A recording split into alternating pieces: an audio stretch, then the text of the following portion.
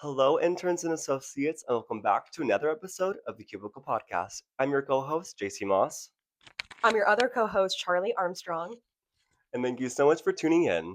Every once in a while, we'll sit down with the guests and chat about all things work related, from post grad fear to snatching the promotion to work drama, all is said in the Cubicle.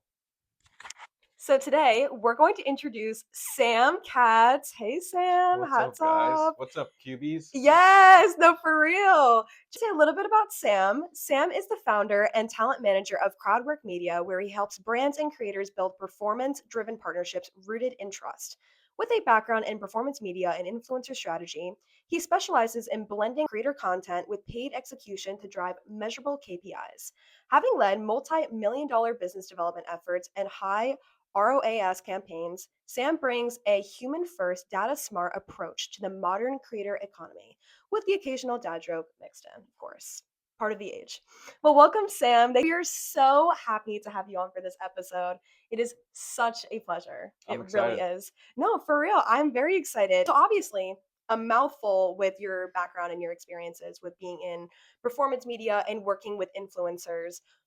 Tell us how you got into it. How did you start? So it goes back to probably college, which I think is relevant for here. I had a bunch of internships throughout college, and I think what's great about internships is you kind of figure out what you like. And I was lucky, started interning on Wall Street in an emerging tech department, which was like mind blowing. And just being in New York as like a 19, 20-year-old, as you probably know, is fantastic. But I fell in love with the tech side of things and like the cultural side of things. Found myself at a media agency, and so I started working at a place called Publicis, which is a giant media conglomerate, working on the Citibank account. And so much was so great, and so much was so horrible and not that great. But I think it was so important for helping me figure out what I wanted to do. And I feel like I niched down every year. So for the last 10 years, I've worked at agencies, then started my own, where we work with some of the biggest brands in the world. We have a bunch of awesome creators that we work with and manage, and then a couple like small, medium-sized businesses that we assist with, whether it's social media, ads, or working with creators. That's amazing. You said through internships, but in high school, like going Yeah. back then, did you know you wanted to do that? No, not even close. I mean, I think I was an athlete in school and played soccer in high school and in college. And I think my whole life was like, I'm going to be a soccer player, and didn't have much of a backup plan, and slowly realized that was not going to be the way forward. But I knew I wanted to be involved with athletes or artists in some capacity. So this was kind of always on the vision board, but I didn't know specifically. And through doing stuff, it kind of became more of a specific picture I had in my mind of what this could look like. And then what's cool is I think I'm one bit of proof that you can find what you want and build around that, because that's what we've done. Exactly, absolutely. How you described being in New York, 19, 20-year-old, as Mm. fantastic. Can you elaborate more on your experience in Oh, New York, that being yeah. young and The, free? yeah, yeah. I think there's a certain energy about the city, especially in the summertime, downtown, seeing everyone moving and shaking and doing different things. And there's like all of this possibility in front of you. So there's like a certain energy that's unmatched here. I still feel that way now at 32, and I couldn't imagine building anywhere else. So that like the energy is unmatched, but then you're also around a bunch of people that either moved to a city or came to this city to do the same kind of thing. So like people, I'm sure you're surrounded by a ton of people with high aspirations, which is one part maybe stressful because you're like, how am I going to find my way? But also like inspirational and cool to build with those people and find like-minded individuals. Very true. You are surrounded by so many people that are just full of aspirations and full of like different projects and different side hustles. And we were just talking about this before. And I think you do find that everywhere in the city, Oh whether you're yeah. a college student, whether you're, even post grad, whether you're an industry related professional. I think you just find so many highly motivated individuals just all just cluttered into one space, Yeah. which I think is so cool and very fascinating with being here, Yeah. such as yourself. And we were just talking about it, like even us too, like in our own ways, And I think that's the beauty that everyone like has different plans for themselves, but it's all very different, Yeah, which I think is great. 100%. I think again, like going back to that point of it can be stressful to be surrounded by people like that. Where I have friends who make 5 times the amount of money that I could ever dream of making, but it's about kind of like finding your own way. If you have an idea, you want to pursue something or have a curiosity, like this is a city to do it because it exists. Maybe that exists in other places, but it totally exists here where it's not about like you kind of have to put blinders on and know what makes you feel fulfilled or Exactly. happy. Yeah. I think success looks different for everybody because I think no matter what, you could make millions and millions of dollars, but like if you're not happy, you're not happy. Yeah. And happiness can look different for so many people. Sure, maybe money and finances is an example of happiness because it can, you know, allow you to have freedom in so many different ways that sometimes money Totally. can't, and there's a lack of comfortability with that. Yeah. But I think at the same time, though, I think, success is different. So finding a way of how you can make yourself happy with your job, but yet also making sure that you find a way to fulfill yourself by making money Yeah. and getting by the way that you can. That's what matters the most. Yeah, and I like that word fulfilled versus happy. Yeah. Because like every day it's not going to be happy and perfect every single day, but if you find something that's fulfilling where there's like this bigger vision or bigger picture, it makes it all worth it, which I think is great. And to the point about like money doesn't make you happy, my point of view is like I want to figure that out for myself. Right. Let me be miserable and rich before I say like, you know what, money doesn't make you happy kind of Mhm. thing. But all I know is like the more money I've made in my career, like the more things I've been able to do, uh, it's certainly a luxury in certain pieces. Mhm. It can do both. It Yeah, can do both. I think totally. that's like the conclusion that we can come with. It can make you happy, but it can also make you miserable in ways as well. I Uh, think there's definitely like two sides to it that make it very polarizing, but yeah, true in both a perspectives. mentor of mine just says it's like a magnifier, right? Like if you're doing something and you're happy or fulfilled and you add more money to that, you're probably going to be happier and more fulfilled in some capacity. If you're not happy and unfulfilled and you add more money to that, it's not going to magically make you happy and fulfilled. The mentor has wise words. Let's He's just say he's the that. smartest guy I know. You know what? Period. Yeah, I believe it. I believe it. yeah, And so about you're the founder of Crowdwork Media. yeah. Tell us about that. So what made you want to start that and how has it been since being a founder? It's a loaded question. Yeah. I'll answer the first part first, which is Yes. I always had entrepreneurial tendencies, which Mhm. I think is super important. Like, it's an important distinction being an entrepreneur versus having entrepreneurial tendencies. So, like at work, in my corporate jobs, I felt like I was always somewhat entrepreneurial, of like being a hand raiser or volunteering to like get involved with different projects, even if that wasn't my main job, and then like taking the initiative and all that stuff. And I was working my favorite job. got to build a marketing agency within a talent agency and was working with a bunch of great people, ran a team of 10. Part of the team was here, part of the team was in Dallas. Walked into work one day and they were like, hey, it's a recession and we're closing down the New York office.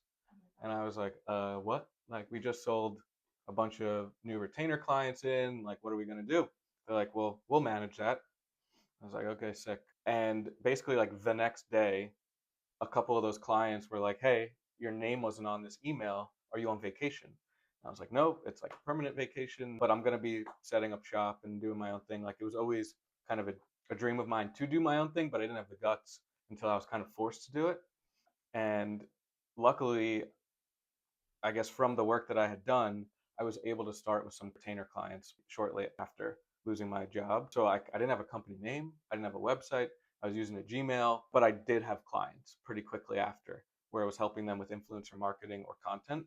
And that kind of turned into like snowballed into finding some other clients. I was introduced to the first creator that was looking for a manager. His name is Alan Yee. He's amazing. That was like 2.5 years ago, and we haven't looked back sort of since, which has been great. The how's it going question is like it depends on the day. Like some days, and I'm working on this is something like I'm really trying to work on is not putting like my full self worth into my job, but it's kind of hard when it is kind of my life right now. But like when the highs are high, it's amazing, and I'm like I'm the best talent manager in the world, and like no one can stop me. And then there's some days where I'm like I need to give up everything. I suck. I can't do anything right. This business is not going to work out and all that. So I'm learning to kind of keep it more in the middle, be a little bit more stoic about it, which is good. But like no looking back. Like I really have big dreams for what this can be, and like there's subtle signs of it now. 2 years into it. When you were going independently, did you have a lot of support? That's a good question. I didn't have people saying you shouldn't do this. I think people believed that I could do it. And the support came with those clients, and those clients came from working with them and like proving, like, not my human value, but like proving that I could add value to their businesses. And only through those relationships was, and showing, not telling, was I able to then gain their trust to keep working with them. And like most of those clients are still my clients today. So like that was super supportive. And then I mentioned my mentor before. So I also have like a group, I call them like my board of, directors, or, but like I have a group of guys and girls who are maybe a couple years ahead of me. Some might be a little bit younger than I am. I go to them for advice or just to kind of like talk about what we did. And that's been super helpful, is having peers in the space. But that's come from doing the work and putting myself out there or meeting people. I don't know if we might want to cut this, but like I jokingly say, like when someone's like, "How did you get into this?" It's like, "Well, a trust fund." It's like that would make things so much easier. But which, no disrespect, if that's the case, like I think if that's the case, great, like use it, and like build what you want to build, and come up with a budget and like use your money to support yourself in that way. But no, like I've had to pay rent the entire time. I've had to support myself the entire time, and right now I couldn't imagine doing anything else, which is great. That's amazing. Because obviously being an entrepreneur, there are great days and there are days that are horrible. And you really did highlight that. Yeah. On days that are horrible, Yeah. how do you cope with that? Like, what is the strategy? How do you deal with it? Cry and just like Real?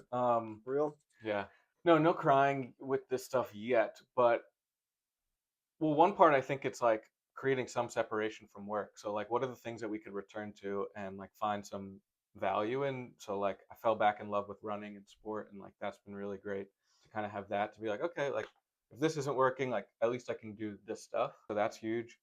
The other thing is having that peer group. So like the support group of people to talk through problems, where if something's bothering me or I don't feel good about it, that's like the biggest sign to like, hey, let's fix it. Like I don't want to feel bad about this anymore. What do we need to do to like solve this and not feel bad? Which I think is one of the benefits of like being entrepreneurial or being on your own, is like if I don't like something, I could change it. That's stressful. That could be really hard. One thing I'm trying to solve right now is like building a mechanism for cold outreach and emails, which is not something I've done before. And it's causing me a lot of stress. But the only way to cure that stress is like to do it. So, and I know that sounds so simple and cliche, but that's what I return to, is like action. There's times for action. There's times to like sit back and be like, what is the best direction to go in? Oh, valid. Yeah. So you spoke on how throughout the moments now going independently, where you see moments where you really started to see it bloom. Yeah. What are those moments? Well, I would say like looking at the portfolio of brands that we've worked with is super fulfilling. We last year we worked with Adidas, and this year we worked with Adidas, Red Bull, Bose, and like that's one part of it. And then the other part of it is like the community around the people you work with has been super fulfilling, of working with these runners or fitness guys or DJs or other athletes, and like getting to experience their community and how much people love them is really awesome to see. So that feels like, okay, like we made it in some capacity. I don't love that answer, but during COVID, I was in a weird place and I decided to work with a coach for a bit. And usually I would not be like, oh, you need to work with a coach. This woman changed my life. She would walk me through these like visualization sort of steps where she called it future cam. So like when you close your eyes and you think of Sam, 10 years from now, what chair are you sitting in? Who's around you? What type of things are you doing? And like I had very clear visions of what that looked like and what would make me feel good. And that a lot of the times revolved around like being on the inside of working with athletes and artists. And now that's kind of true. So like I kind of just try and remember, we're doing what we want to be doing, and that's pretty exciting in itself, you know. But I'm hypercritical, probably to a fault. That's like the athlete in me, which I think is a good thing, so long as you don't go too far down the negativity. Yeah, It's a balance. yeah, It is definitely a balance. And it sounds like from what those little parts make it worth being independent. Is there anything you miss from not oh my being god, independent? yeah. The grass is always greener, right? Like everyone at a job in corporate America is like, God, I wish I can like just have my own thing and do it. And I'm sometimes some days I'm just like, man, what I would kill to just like go to work, do my work, get paid for that work, go home, Not to think about it. right? Yeah. And kind of go through that. But the thing that keeps me here is everyone goes like, isn't it risky to start your own business when you don't have like, you know, a huge support of a pool of money or whatever to fall back on. I think it's more risky to be like 50 or 60. You work 40 years for a company and then one day they're like, we don't need you anymore. And then what? Like all of your accomplishments are summed up in like a PowerPoint slide. Like I don't want that. Like I want a life of filled with like experiences and different things that like built with the people that I want to build with and all that. And I think it's less risky to figure out how to make money on my own now versus trying to figure that out when I'm 60 years old.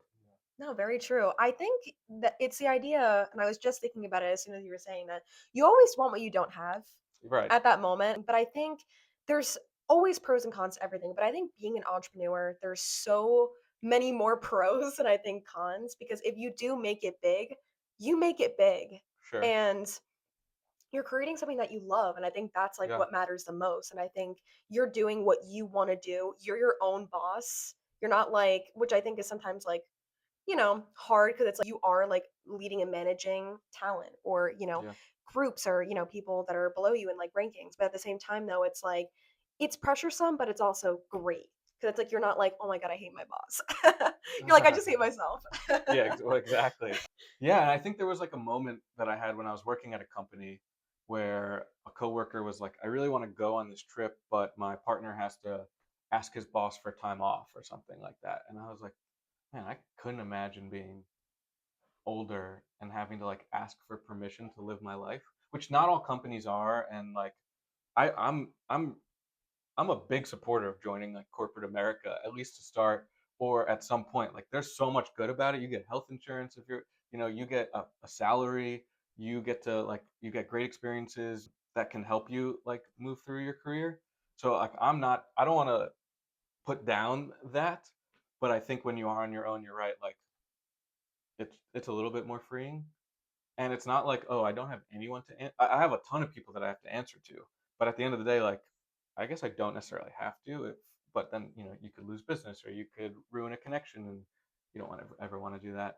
But I'm my hardest critic anyway. Like, I frankly don't care what other people think, and I'm more just I've already like broke myself down. Like there's very few things that someone could say to me that I've not already like shit on myself for. Thick skin. Yeah, exactly. No, seriously, that's really true. I think we all are kind of our biggest critics. So you were talking about some of the brands that you have been a talent manager for and been working with.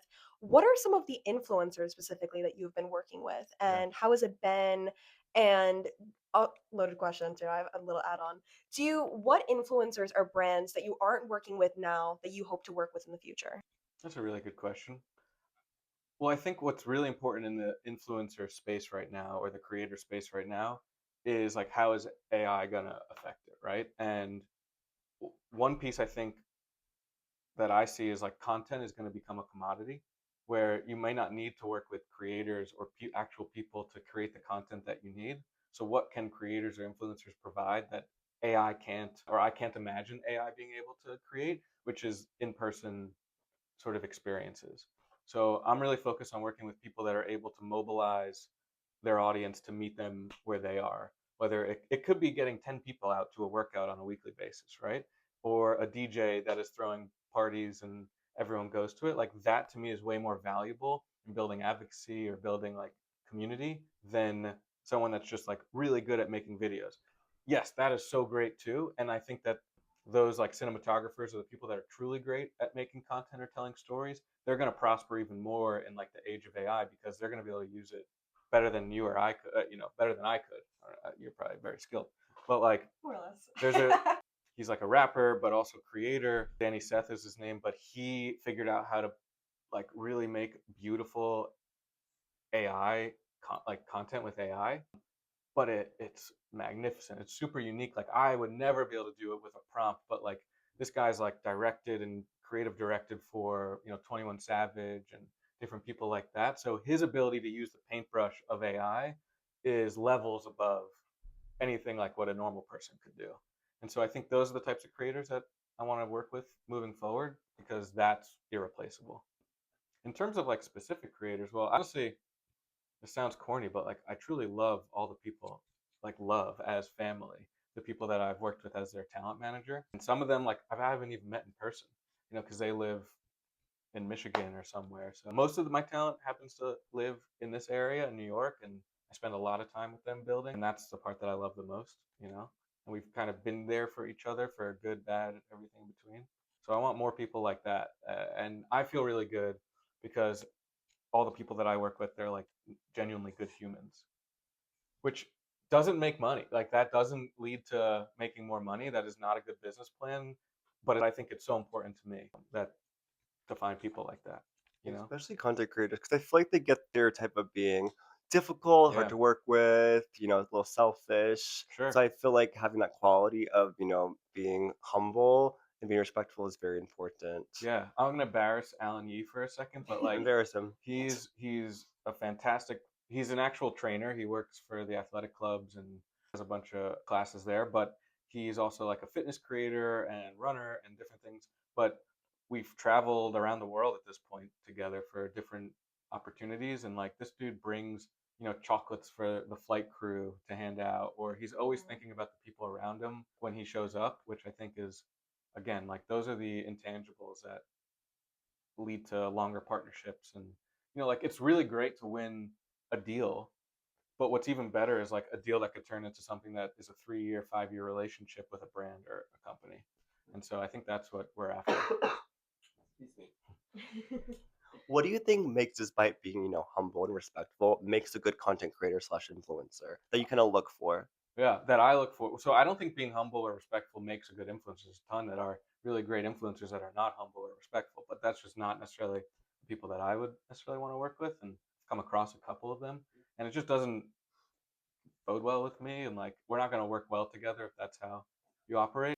Okay, here's the thing that I think leads to like really a really good content creator, like a guy that I work with, Jared Veltier. He was a 12-year NFL player, and now he makes content around fitness and training other offensive linemen, whether you're in high school or middle school or even college, to get to the next level.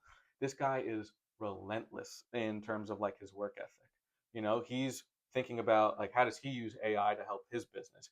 He follows up. He puts out a tremendous amount of volume. So it comes down to volume and consistency. I would say for any type of content that you're trying to do or a page that you're trying to run, volume and consistency over talent any day of the week. Like I run the TikTok for a group of pawn shops here in New York. Gem Pawn, check it out. And for the first year, we went from 0 to 1,000 followers, posting almost every day.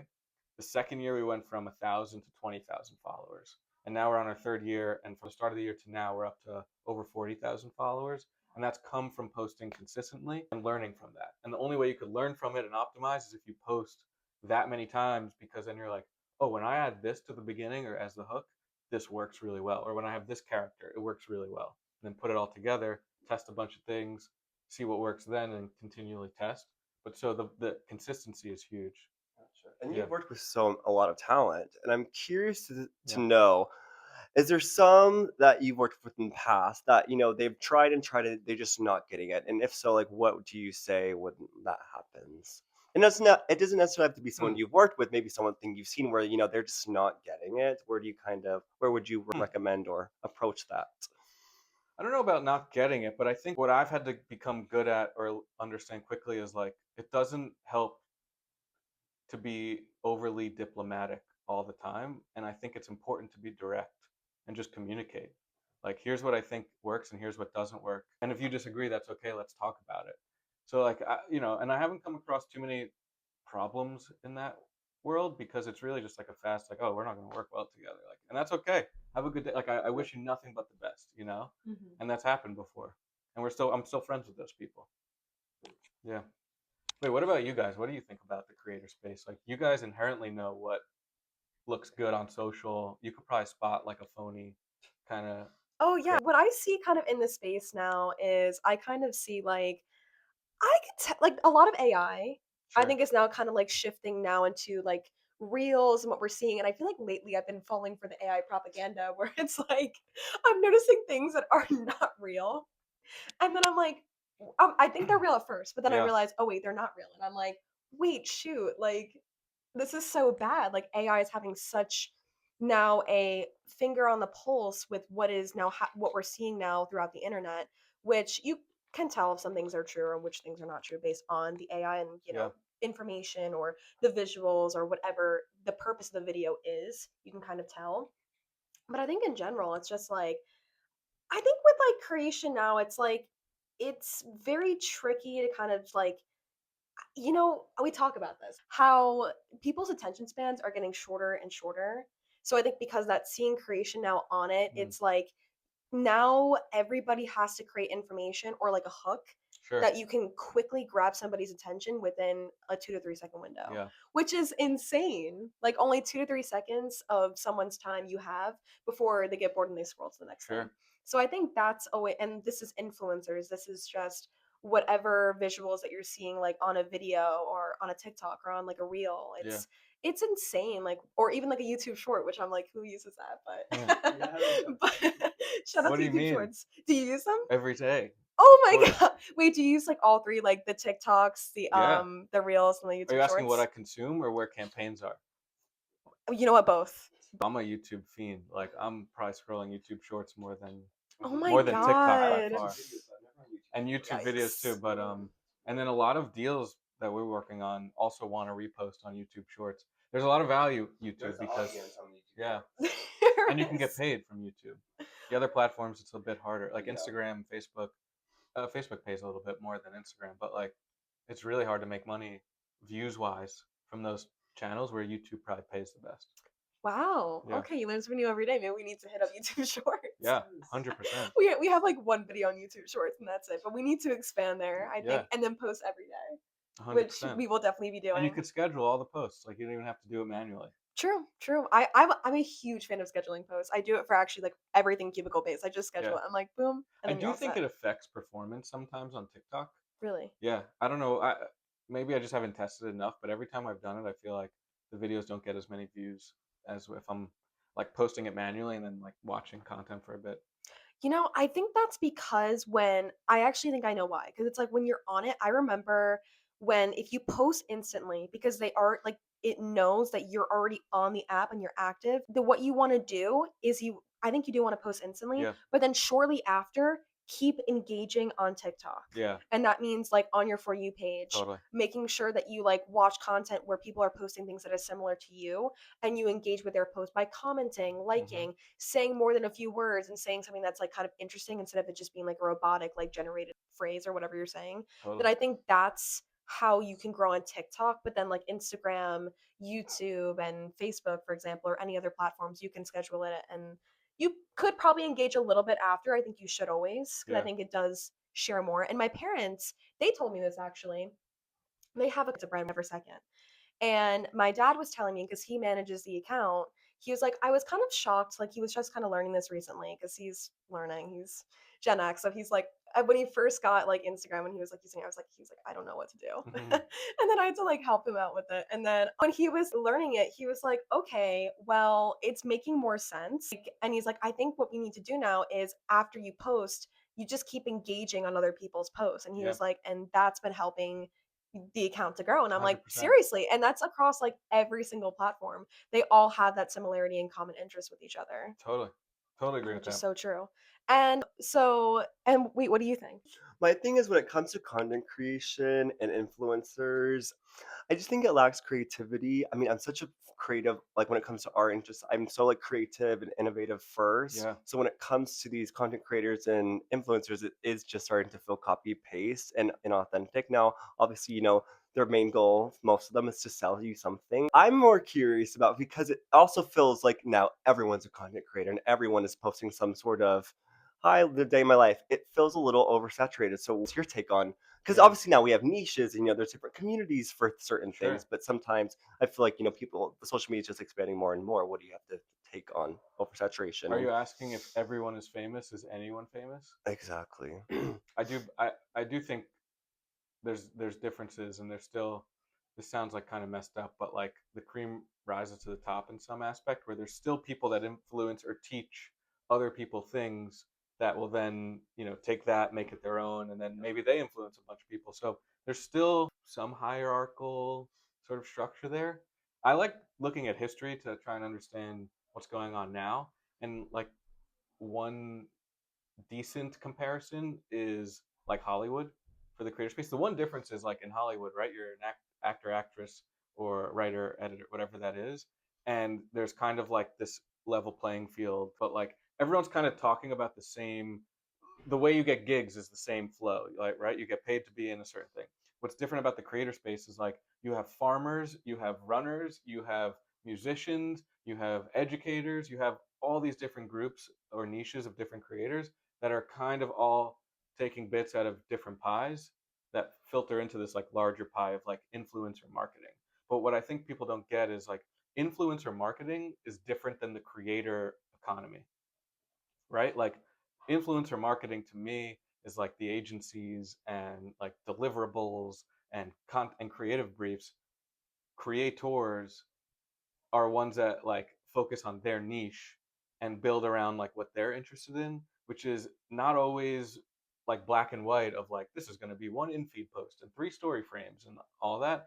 And the reason I have a job is because like I help bridge that gap to communicate. I'm like a translator between creators, brands, and agencies, and we make sure we speak the same language. But like the Hollywood comparison, you've heard of like A-list actors, B-list actors. That's based off of like a real scale. They call the Ulmer scale, and it was a scale of bankability. So if we put you in a movie, how much money are we going to make when we put this movie out? $0. Don't say that. I'm coming to the musical. So, and that doesn't exist in the creator world because the goal isn't always, if we put you in this thing, how much money are we going to make? There's different goals. So I do think there's room for some sort of metric that can create that level playing field of understanding like who should we work with. Engagement rate is not good for that, but like there's something that could be done, and we once tried to build it. But I think it's great. Like I do, and again, I think that even goes back to like, great, you have 1,000 followers. Can you get 50 people to show up to a workout? Because if you have 1,000 followers and get 50 people to show up on a weekly or monthly level to your event, then like that to me is worth so much more than being able to create like a good reel necessarily. There's a woman, Marissa Mize. She's an amazing creator. She also has a community called No More Lonely Friends, where it could be anywhere from 200 to 1,000 people getting together on a monthly level. That's just people that are looking for friendship. And so like, I've been to a couple for different events there where hundreds of people show up, and she doesn't know who they are. They only know her through social. They don't know anyone else in the community. They're coming to their first event, and by the end of it they're leaving with like 5 friends. That person is never not going to follow Marissa and never not going to try and show up for that community because of what it was able to bring value to their lives of meeting like-minded people. So I don't think you need to be like the best necessarily at anything, but if you add value to the community instead of like take from it, you'll be fine. Preach. I wanted to ask, since we were talking a lot about the influencer creators and all these different things, AI is now becoming a creator too, and we have seen that for the past like Yeah. 2 to 5 years now. Do you have any concerns with AI in regards to your job and your profession and what you're planning on seeing with content creation with AI I think and taking away people's jobs? it would be crazy to say no, right? Right. Like it'd be crazy to be like, no, there's nothing I'm worried about with that. But I do think, for now at least, it's the current version of the paintbrush, right? So how well can we become versed in using that paintbrush to elevate what we do? So like if you're a creator, how do you use AI for like managing your content calendar or coming up with concepts where it like really understands your voice and what you'd want to put out? So I think it's more of like, how do we use it to scale up what we're doing versus replace what we're doing? And at the end of the day, like for now, at least, again, going back to that human element, that's right now, AI can't replace that in a real world setting. It can certainly make a creator that will have 1 million followers that people believe to be real, or even know that it's AI and allows you to like talk. It may talk with you, or right, like people use ChatGPT as like a therapist, and like you almost form a friendship. Ask ChatGPT like, what are my blind spots in my life? And you will be blown away with how well this thing knows you just from like the tone and how you speak. But I think it's about how do you use it in your own sort of way to grow yourself, So I'm not worried about it, but I'm also like not worried about it. Yeah, it's kind of tricky because it's like Yeah. there's concerns regarding sustainability. There's concerns regarding like taking away people's jobs Sure. and kind of making us, I think, dumber as a society in some ways. For too. sure. But I mean, that's what Yeah. they say every generation of like, for me, it was like, don't watch too much TV. You're going to be dumb. Like, don't spend time doom scrolling. Like, yeah, of course. Like, but there's so much good that also comes from it that, now I'm able to do my job because of AI. I wouldn't have been able to do this 10 years ago without, this stuff to as my like assistant. So there's some positives. How do you guys view? I mean, what I've read, I'm interested to learn more about like how you guys look at the future of like finding work and jobs, because it seems like from an outside perspective, it seems really hard to find entry level jobs, almost impossible. And I'm curious how you guys look at like joining the workforce. I actually have a lot to say. I do. I do. For starters, I think overall it's been difficult even for myself. And I think even for you too, probably, right? Like, where it's so hard to now get jobs because the job market, I think, because of AI, is kind of getting more narrower, I Yeah, would say. And then I mean, I'm fortunate now where it's like I work on the side. Not that this is making money, but I love this. And then sure. this summer I have an internship and I was able to get one. Nice. But I feel like now because of that, and I think now because we keep talking about networking, I think because of the networking ideals, the best way I think how you can get jobs at this moment is by networking, talking to people, Sure. because you can get it through referrals. And that's actually how I got this job. I don't think I would have gotten this position if it wasn't for the connection that I Of made. course. And we actually had him on the podcast. His name was Stephen Moss, who's my friend's uncle. Oh, nice. So crazy connection there. And then now I have this job thanks to him because I don't think otherwise I would have been able to get it. Yeah, But wait, let's hear. I know. Shout out to Stephen Moss. You're a real one. I think to speak more on what you're saying of how I think it also goes hand in hand. I mean, this is our first time in entering the job market and internship, so we can't really compare it to like, oh, it was worse back then, now it's sure. difficult now. I just think going to talking about networking things, also post COVID, I think this relies more on human connection, like we spoke about how which Yeah, AI doesn't have. I think this is just making it more prominent that we have to start doing stuff. We just have to work harder now. Now we have to start talking to people. We have to start building those connections because AI, can't do that. So I just think that's my kind of stance on AI. yeah, That we can't just rely on it. We have to use it as a tool and not just something that's just there that we're just gonna always have to sure. use. It is really like it's concerning, I think, in some ways. Do you agree with what we were kind of saying regarding like the job market, you think? Or like what's your take on the job market with AI, with people getting jobs now in corporate Yeah. America or, even beyond? I think it's a fact that like entry level jobs are harder to come by nowadays. But I was just talking to my friend about this. Like, is it harder now to find a job than it was in like 2008 when there was like a world recession? Oh no, I think both like generations of people would argue like, no, it's harder now or it's harder now. I think it's hard all the time, right? To find something. And the question always is like, how do I get a job without experience? Right? That's like I've talked to a bunch of young people, and there's a to me that answer is simple. It's like one, execution, two, follow through. Right now it's more possible than ever. It's more democratized for you to go out and make your own luck or stuff to like, or business, whatever that is, right? Like you could do it straight from your laptop. The other piece that you can do without any bit of experience is follow up and follow through. What does that Mhm. mean? You talk to someone, send them a thank you note that day, a Right. thank you email. Thank you so much for your time. It was great learning about blah, blah, blah, blah, blah. I hope to continue the conversation. Let me know how I can support you moving forward. Right. And the amount of young people I've met with that haven't done that was a little mind blowing to me. And I don't think it's generational. I don't make like generational statements. People would always say like millennials don't do this, and I'm like, I don't subscribe to that.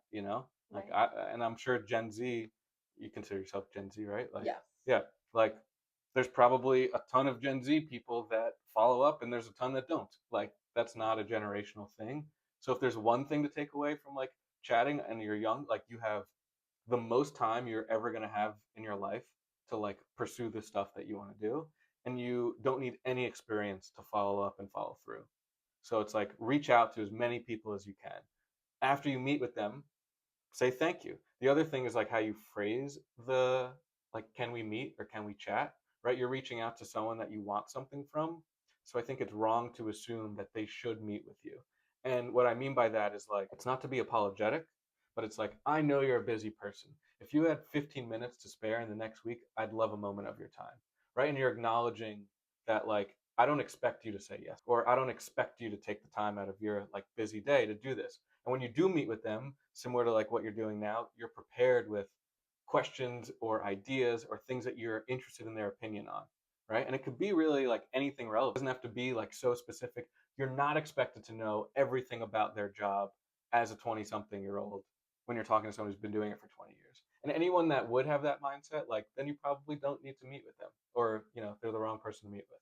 So I think, again, if there's anything to take away from, it's like you have the most time now, like what you're doing with the musical, with photography, with the side projects. That's amazing. Like, keep doing that stuff, and then follow through, follow up, and that requires zero. You're creating your experience, right? So now when you go on an interview and they're like, "Is there a time that you had to combat adversity?" You're like, "Yeah, when we were doing a musical, I was a freshman trying to direct 22-year-olds who have been doing this forever, and here's how I did it." Right? Like, you're creating that. Even no one knows that you're making $1 million or making $0.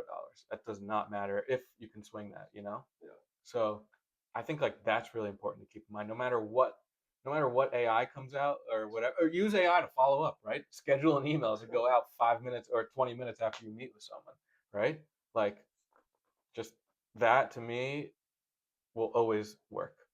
Yeah. No, I agree. I think that's like the best advice that you can give is like when you meet people, you understand that time is money. And that you only have so much time to meet with people if they're even able to. But Yeah. then when you do, you make the time worth and keep to the point, but be polite Yeah. and get by with what you need to get by with. And if things work out the way that it's supposed to, then that's a beautiful thing. But if not, that's okay too. I think one thing I think about is like, as an athlete, thinking about reps, like how much am I going to train for this thing is really simple, right? Like, if I run every day, I'm going to get fitter. If I lift every day, I'm going to get stronger. What does that look like for your job? So for me, it was like taking as many phone calls as possible, or getting as many interviews or chances to talk to people, even if it's not a formal interview. I mean, I remember my first interview was so bad. It was so bad. Like, they were probably like, "This guy is dumb," and people probably still feel that way, but like, this guy can't offer us anything. I remember I walked in, it was like I was trying to work at like Tesla store in the local mall or something. And like, I had the interview, and the guy was like, "So tell me about yourself." And my response was, "What do you want to know?"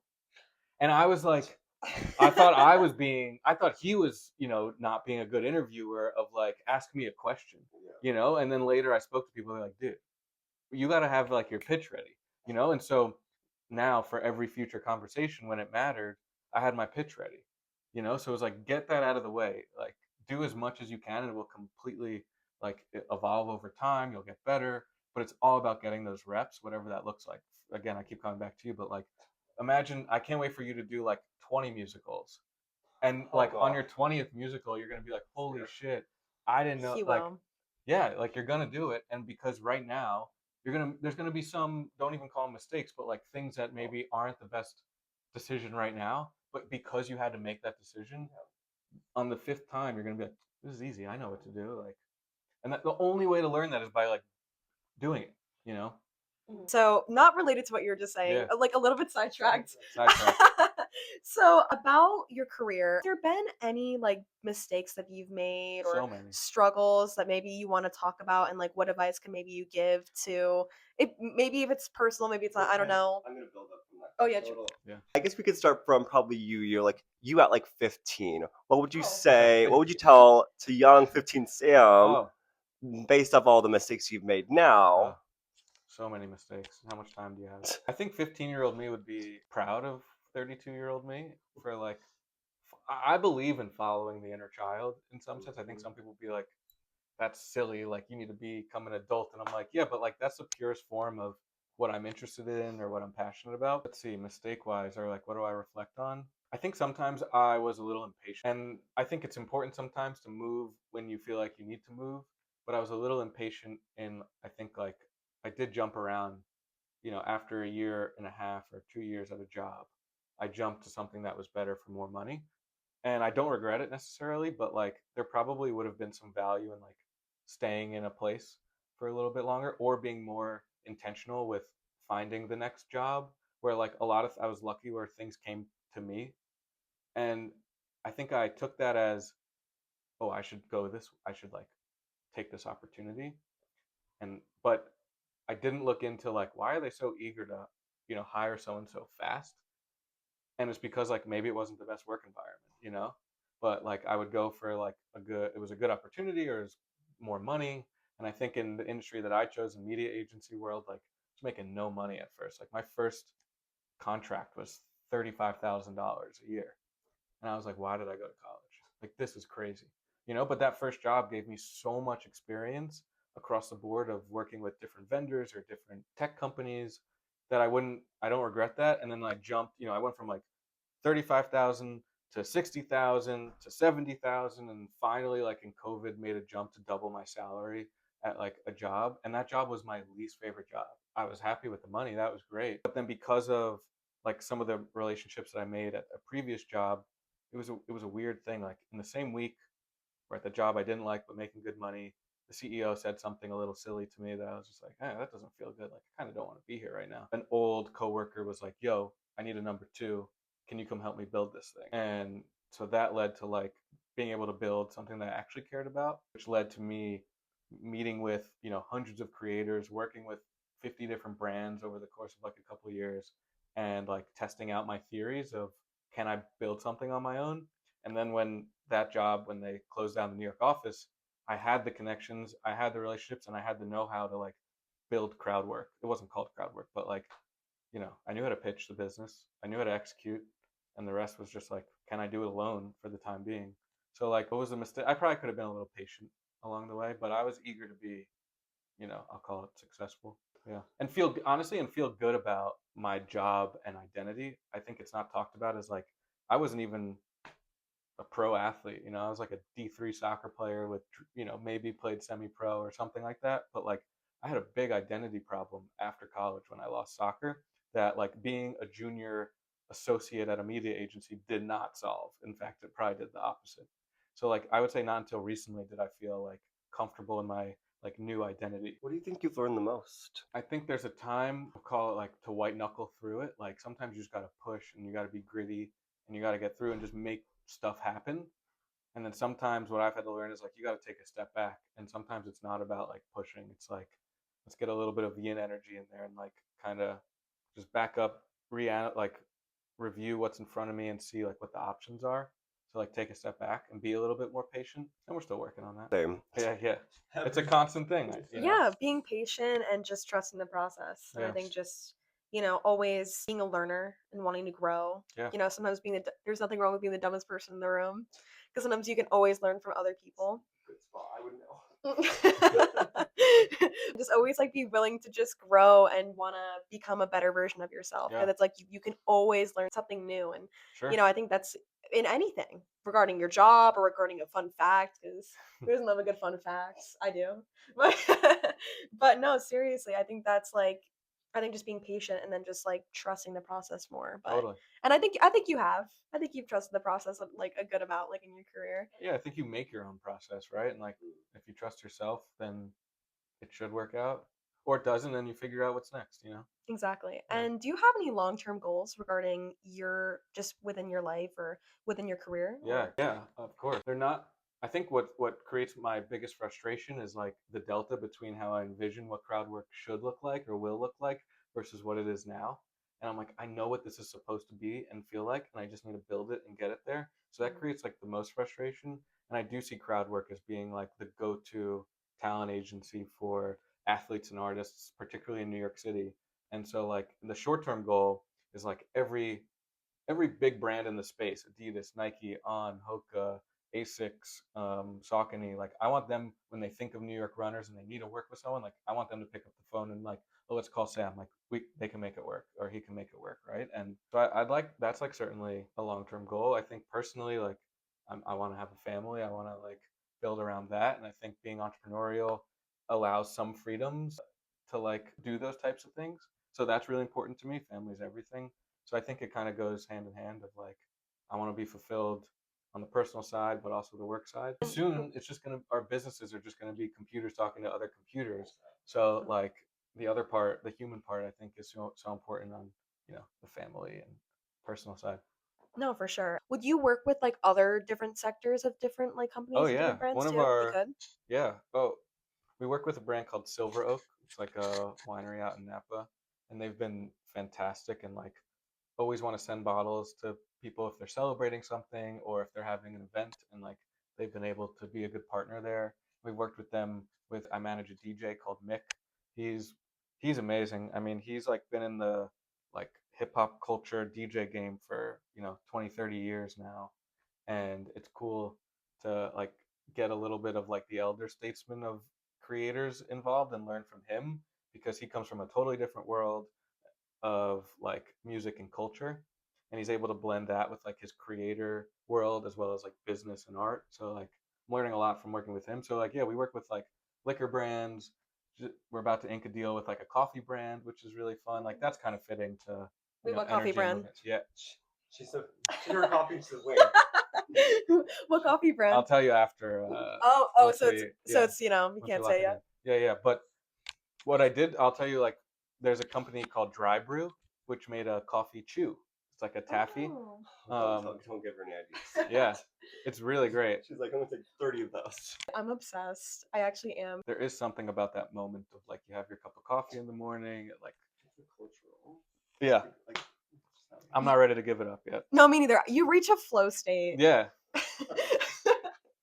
Like I think I genuinely like have withdrawals now. If I do, oh my. which is not good, but it's fine. Are It's you fine. more than 1 cup a day? Yeah. Okay. Yeah. Wait. How How about you? No, I'm typically like 1. Oh, but, okay. Yeah. I'm like 2 I'm to an 3. iced Americano person, so that's my order. I just normally I could do it anyway, and I really Okay. don't care. Like I'm just like like any form I'm good with. Like I mostly like iced coffee, but like and I Yeah. just do it with like a little bit of milk and that's it. And Nice. then that's all I do. But I can't do it black. I They need a cannot. coffee sponsor. I feel No, like we need a table seriously? right here. No, for real. Like if any coffee brand wants to sponsor us, feel free cuz Yeah. like I would be so down. And she'll use it. And I will every day if I can. Our last question, you can give one piece of advice to anybody that wants to go into what you do, being an entrepreneur, working with influencers and working with other companies, and just, you going down the journey that you have. What advice could you give? I'm trying not to sound cliche, but I think it is about you have an idea, like figure out what you need to do and then just like go do it. And again, like those first few steps, it's going to feel clunky. It might not even be the right moves. You might like sound silly to certain people, but I think like putting yourself out there is the first step, and the second step again is like follow up, follow up, follow up. Like you meet someone, follow up with them. Someone introduces you to someone, you talk to them, send a thank you note to that person, and then send a note to the other person saying, thank you so much for the introduction to Joe. We had a great conversation. I really appreciate it. How can I support you? Then you walk away with like 2 super solid foundational people, because you know that they're then going to talk and be like, wow, Charlie was amazing. And like, we should definitely like keep her in mind for certain things. So I think it comes down to, again, like execute, put yourself out there, and then follow through. Very true. I think that's great advice. Yeah. Such a pleasure. You were amazing this episode, I have to say. Like, I loved all of your answers and everything you had to say. Like, it was just absolutely. It was tea. It was tea. See? Yeah, it Aren't was. you're supposed to, is it Oh, this oh, or this? That's fun. I That's like, yes, Middle I finger or pointer finger? I don't know. I actually don't know that. I think just this is fine. Just the That's notion. fine. That's That's how fine. you do it. I don't like it. You don't do I it. don't I don't really do it. Like I remember like starting like here at FIT, everyone was doing it and I was like She wanted to dab. Stop. No, real, but You say yeah. dab? Do it for the No, you missed it. I already did it. Yeah, One you did dab like a per- mini one one. dab per podcast. I saw it, so it's fine. And I'm sure they saw it too, which we'll keep in there, by the way. But anyway, thank you guys so much for listening and watching to this episode of the Cubicle Podcast. I'm your co-host, Charlie Armstrong. This is JC Moss. And we were chatting with Sam Katz today. So thank you guys so much for watching and listening in. And stay tuned for next week, where all is said. Bye, interns and associates. Bye.